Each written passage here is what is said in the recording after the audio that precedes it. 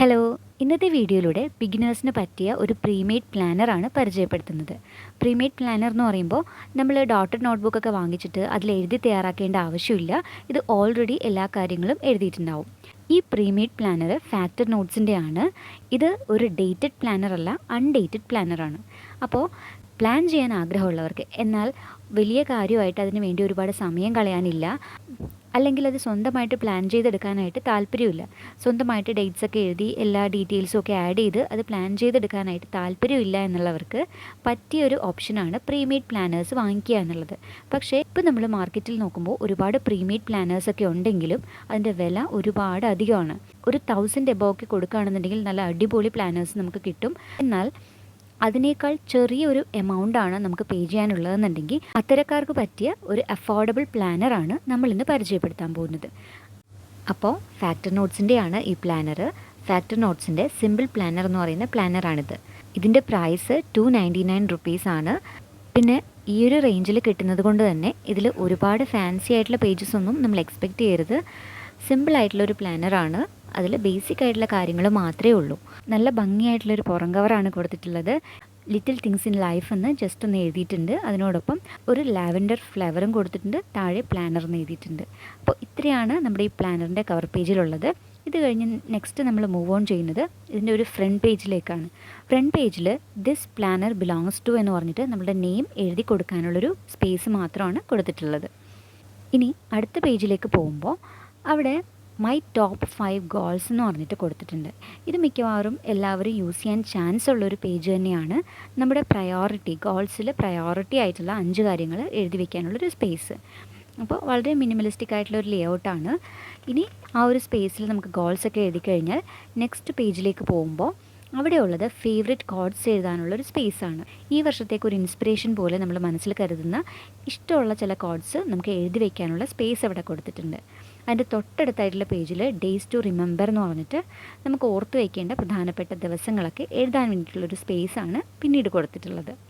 ഇനി അടുത്ത പേജിൽ മൈ ഇംപ്രൂവ്മെൻറ്റ് പ്ലാൻ എന്ന് പറഞ്ഞ് കൊടുത്തിട്ടുണ്ട്. നമ്മുടെ ടോപ്പ് 5 ഗോൾസ് കൊടുത്തു കഴിഞ്ഞിട്ട് ഇംപ്രൂവ്മെൻറ്റ് പ്ലാനിൽ ബോഡി, മൈൻഡ്, റിലേഷൻഷിപ്സ്, വർക്ക് എന്ന് പറഞ്ഞ് ഇങ്ങനെ 4 കാറ്റഗറീസാണ് കൊടുത്തിട്ടുള്ളത്. ഈ 4 കാറ്റഗറീസിലും നമുക്ക് എന്തൊക്കെയാണ് നമ്മൾ പ്ലാൻ ചെയ്യുന്ന കാര്യങ്ങൾ, അല്ലെങ്കിൽ എന്തൊക്കെയാണ് നമ്മളുടെ ഗോൾസ് എന്നുള്ളത് നമുക്കവിടെ സ്പെസിഫൈ ചെയ്ത് എഴുതി കൊടുക്കാനായിട്ട് സാധിക്കും. ഇനി അടുത്ത പേജ് എന്ന് പറയുന്നത് റെസ്റ്റോറൻറ്റ് ലിസ്റ്റാണ്. നമുക്ക് ഇഷ്ടപ്പെട്ട, അല്ലെങ്കിൽ നമ്മൾ വിസിറ്റ് ചെയ്തിട്ട് ഇഷ്ടപ്പെട്ട ചില റെസ്റ്റോറൻറ്റും കാര്യങ്ങളൊക്കെ ഓർത്ത് വയ്ക്കണം എന്നുണ്ടെങ്കിൽ അതൊരു ലിസ്റ്റ് പോലെ നമുക്ക് എഴുതി വയ്ക്കാം. ഇനി നെക്സ്റ്റ് പേജിൽ റീഡിംഗ് ലിസ്റ്റും ലേണിംഗ് ലിസ്റ്റും ഒരുമിച്ച് കൊടുത്തിട്ടുണ്ട്. വായിക്കാൻ ആഗ്രഹിക്കുന്ന പുസ്തകങ്ങളും അതുപോലെ തന്നെ എന്തെങ്കിലും പുതിയ കാര്യങ്ങളൊക്കെ പഠിക്കണം എന്ന് ആഗ്രഹം ഉണ്ടെന്നുണ്ടെങ്കിൽ അതുമൊക്കെ ഒരു ലിസ്റ്റ് പോലെ നമുക്ക് ഈ പേജിൽ ആഡ് ചെയ്യാം. അതിൻ്റെ തൊട്ടടുത്തായിട്ട് bucket list and travel list ഉണ്ട്. നമുക്ക് വിസിറ്റ് ചെയ്യാൻ ആഗ്രഹിക്കുന്ന സ്ഥലങ്ങൾ, അതുപോലെ തന്നെ നമുക്ക് കുഞ്ഞു കുഞ്ഞു ആഗ്രഹങ്ങളുണ്ടാവും. ബക്കറ്റ് ലിസ്റ്റ് ഐഡിയാസ് എന്ന് പറഞ്ഞിട്ട് നമ്മൾ ചെയ്യാൻ ആഗ്രഹിക്കുന്ന കാര്യങ്ങളാവാം, അല്ലെങ്കിൽ എന്തെങ്കിലും സാധനങ്ങൾ വാങ്ങിക്കുന്ന കാര്യമാവാം, അല്ലെങ്കിൽ എന്തെങ്കിലും നമുക്ക് ഇഷ്ടമുള്ള എന്തെങ്കിലും കാര്യങ്ങളൊക്കെ നമ്മുടെ മനസ്സിൽ പ്ലാൻ ചെയ്ത് വെക്കുന്നുണ്ട് നെക്സ്റ്റ് ഇയറിൽ ചെയ്യാനായിട്ട് എന്നുണ്ടെങ്കിൽ അതൊക്കെ നമുക്കിവിടെ ബക്കറ്റ് ലിസ്റ്റിൽ ആഡ് ചെയ്യാം. ഇനി അടുത്തൊരു പേജിൽ മൂവി വാച്ച് ലിസ്റ്റാണ് കൊടുത്തിട്ടുള്ളത്. നമ്മൾ ഈ വർഷം വാച്ച് ചെയ്യാൻ പോകുന്ന മൂവീസൊക്കെ ഒന്ന് ലിസ്റ്റ് ചെയ്ത് വയ്ക്കാം. സീരീസ് വാച്ച് ലിസ്റ്റ് അതുപോലെ തന്നെ തൊട്ടടുത്ത് കൊടുത്തിട്ടുണ്ട്.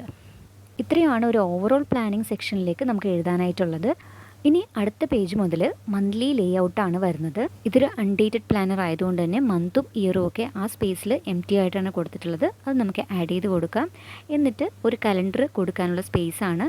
സൈഡിലായിട്ട് കാണുന്ന ചെറിയ ഡോട്ടഡ് ആയിട്ടുള്ള കോളത്തിൽ നമുക്ക് ആ ഡേറ്റ് ജസ്റ്റ് എഴുതി വയ്ക്കാം. ബാക്കിയുള്ള ബ്ലാങ്ക് സ്പേസിൽ ആ ദിവസം ചെയ്യേണ്ട പ്രധാനപ്പെട്ട കാര്യങ്ങൾ, അല്ലെങ്കിൽ നമുക്ക് ഏതെങ്കിലും ഒരു പ്രധാനപ്പെട്ട കാര്യം മറന്നു പോകാതിരിക്കണം എന്നുണ്ടെങ്കിൽ അത് നോട്ട് ചെയ്ത് വെക്കാനും ആ സ്പേസ് നമുക്ക് യൂസ് ചെയ്യാം. ബേസിക്കായിട്ട് പ്ലാൻ ചെയ്യാൻ പറ്റിയ അത്യാവശ്യം നല്ലൊരു സ്പേസ് തന്നെ അവിടെ കൊടുത്തിട്ടുണ്ട്. ഇനി നമ്മൾ ഈ ഒരു 12 പേജസ് കഴിഞ്ഞാൽ അടുത്തതായിട്ട് പോകുന്നത് ഡെയിലി സ്പ്രെഡിലേക്കാണ്. ഓരോ ദിവസവും നമുക്ക് ചെയ്യാനുള്ള കാര്യങ്ങൾ എഴുതി വയ്ക്കാനുള്ള സ്പേസാണ്. ഓരോ വീക്കായിട്ടാണ് അത് സെപ്പറേറ്റ് ആയിട്ട് കൊടുത്തിട്ടുള്ളത്. ഓരോ വീക്കിലുമുള്ള മെയിൻ ഗോൾസ് എഴുതാനുള്ള ഒരു ചെറിയ സ്പേസ് ഉണ്ട്. ഒരുപാടൊന്നും ഡീറ്റെയിൽ ആയിട്ട് നമുക്ക് എഴുതാൻ പറ്റില്ല അവിടെ, എന്നാലും ഒരു ചെറിയ സ്പേസ് കൊടുത്തിട്ടുണ്ട്. പിന്നീട് മൺഡേ, ട്യൂസ്ഡേ, വെനസ്ഡേ എന്ന് പറഞ്ഞിട്ട് ആ ഒരു വീക്ക് മുഴുവനായിട്ട് കൊടുത്തിട്ടുണ്ട്. അതിൻ്റെ ഒപ്പം അവസാനമായിട്ട് നമുക്ക് ഹാബിറ്റ് ട്രാക്കറും നമുക്ക് അവിടെ ഒന്ന് ട്രാക്ക് ചെയ്യാൻ പറ്റിയ രീതിയിൽ കൊടുത്തിട്ടുണ്ട്. അപ്പോൾ ഇഷ്ടമുള്ള ഹാബിറ്റ്സ് ചെയ്തിട്ട് ആ ദിവസങ്ങളിൽ നമ്മളത് ആ ഒരു വീക്കിലുള്ള എല്ലാ ദിവസങ്ങളും നമ്മളത് ഫോളോ ചെയ്തോ എന്ന് നമുക്ക് ചെക്ക് ചെയ്യാനായിട്ട് പറ്റും. ഒരു ടു ഡു ലിസ്റ്റോ അല്ലെങ്കിൽ എന്തെങ്കിലും പ്രധാനപ്പെട്ട കാര്യങ്ങളോ ഓരോ ദിവസവും നോട്ട് ചെയ്ത് വെക്കാൻ പറ്റുന്ന ഒരു സ്പേസ്. അപ്പോൾ ഇത്രയുമാണ് ഈ ഒരു പ്ലാനറിലുള്ളത്. പിന്നെ ഇതിൻ്റെ കൂടെ കിട്ടിയിട്ടുള്ള സ്റ്റിക്കർ ഷീറ്റ്സാണ് ഈ കാണിക്കുന്നത്. ഈ 4 ഷീറ്റ്സ് നമുക്ക് ഇത് വാങ്ങിക്കുമ്പോൾ, ഈ പ്ലാനർ വാങ്ങിക്കുമ്പോൾ അതിൻ്റെ കൂടെ കിട്ടുന്നതാണ്. നല്ല അത്യാവശ്യം കുഴപ്പമില്ലാത്ത സ്റ്റിക്കേഴ്സ് തന്നെയാണ്.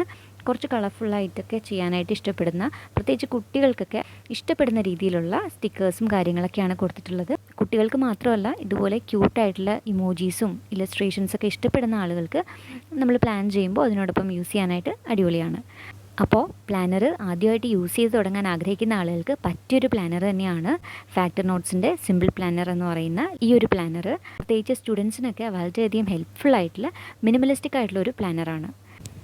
അപ്പോൾ ഇതാണ് നമ്മുടെ ഇന്നത്തെ വീഡിയോ. അടുത്ത ദിവസം ഇതുപോലെ മറ്റൊരു നല്ല ടോപ്പിക്കുമായിട്ട് നമുക്ക് വീണ്ടും വരാം. അതുവരെ ബൈ.